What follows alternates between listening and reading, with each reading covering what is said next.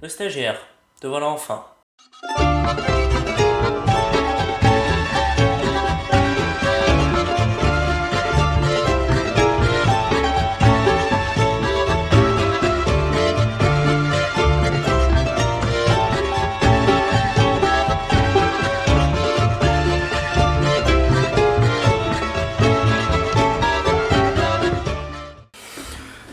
Comme tu le sais, t'es là pour devenir premier adjoint au ministre, ou celui qui dirige dans l'ombre. Et pour devenir premier adjoint au ministre dans les meilleures conditions, laisse-moi te raconter ma meilleure période. 1er janvier 36 à aujourd'hui. À cette époque-là, la Belgique n'était qu'un petit pays, mais je voulais la transformer en un de ces pays qui s'assied à la table des grands. La première décision que je pris cette année-là fut de voter une loi sur la neutralité. C'est presque une tradition en Belgique. Il y a à peine 20 ans, notre pays fut ravagé par de terribles guerres. Alors on ne veut plus de guerre chez nous. Étrangement, en tant qu'adjoint au ministre, on m'avait aussi donné la fonction de chef des armées.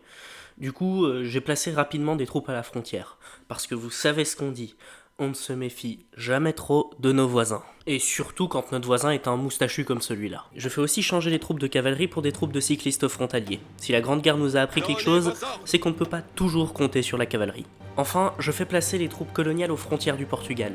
Le Congo est la seule chose qui nous maintient à la table des négociations des grandes puissances. Je ne veux pas risquer de le perdre. Pour ce qui est de la politique internationale, je conclus un accord commercial avec la France. Pour l'instant, ils garantissent notre indépendance. Et je préfère les avoir comme alliés que comme ennemis. Et alors que je patientais pour pouvoir faire un peu de politique intérieure, on m'apprend que l'Allemagne s'enfonce dans une guerre civile. Quelque chose me dit que la stabilité en Europe ne va pas durer. Mais assez parlé des autres. En interne, les politiques ont mis en place un arbre pour que je puisse choisir plus facilement mes prochaines décisions. Et cette prochaine loi, c'est une loi sur la défense. Le meilleur moyen de ne pas avoir la guerre chez nous, c'est de dissuader les autres de la faire contre nous. Je fais donc approuver le papier et reprends les affaires courantes. Grâce à nos cartes interactives de l'époque, je me tiens aussi informé de la situation en Allemagne. Pour l'instant, ce sont les révolutionnaires qui ont l'air d'avoir l'avantage, ce qui m'arrange bien. Et au ministère, je fais nommer un ministre de la Santé. Il me promet une croissance démographique et pour être une nation forte, c'est un élément important. À peine ai-je eu le temps de prendre ma décision que la nouvelle tombe. Les Allemands ont fini la guerre civile et les fascistes sont officiellement expulsés d'Allemagne. Mais c'est une autre nouvelle bien étrange qui prend la vedette aux germanophones. Les Habsbourg sont revenus sur le trône de Hongrie. Voilà qui promet d'être intéressant. De mon côté, je fais demander la démission du gouvernement. Paul Van Zeeland, l'homme dont je suis adjoint, est un corrompu, et je le sais. C'est inacceptable. Il ne me restait qu'une chose à faire. Mais ce n'est pas le seul à être corrompu, et je chasserai tous les autres. Quand je vous disais que la stabilité en Europe ne durerait pas. Voilà que les fascistes qui ne sont plus en Allemagne sont désormais en Espagne. Ils viennent de déclarer la guerre à la République. J'ai peur que ça tourne mal. Et pour couronner le tout, ma loi sur la neutralité m'empêche d'envoyer des volontaires, ce qui veut dire qu'on ne peut rien faire pour préserver la démocratie là-bas. Au pays, le gouvernement d'Emi fait qu'il y a eu des élections anticipées. Et face à la dure décision qui se présente à moi, je ne peux que accepter la voix du peuple. Je poursuis ma politique avec un peu d'économie. En vendant les réserves d'or du pays, j'espère que quelques investisseurs y verront de l'argent à se faire. Et une nouvelle guerre civile se déclenche en Allemagne.